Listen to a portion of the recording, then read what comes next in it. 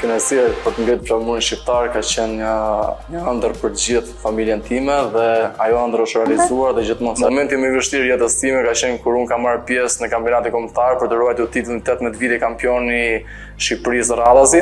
Ka qenë momenti që jam fund kampionat me krahun e krisur dhe realisht e kam pas lidhur nga të gjitha anët dhe synimin e isha pas të saktë për të arritur qëllimin. Kam realizuar amanetin një njeriu shumë dashur afër vetes time për mbi 135 medalje ndërkombëtare që kam. Ka pas historitë e tyre, jashtë jemi miq, në tapet jemi armiq. Të falenderoj sepse ka qenë shtysa më e madhe që unë t'jem këtu ku jam sot, sepse po nuk pate një dikë mbas krave që të mbështes që të arrish synimet e tuja. Shumë duket asgjë medalja para vajzës time. Domethënë trofeu im i bukur është vajza.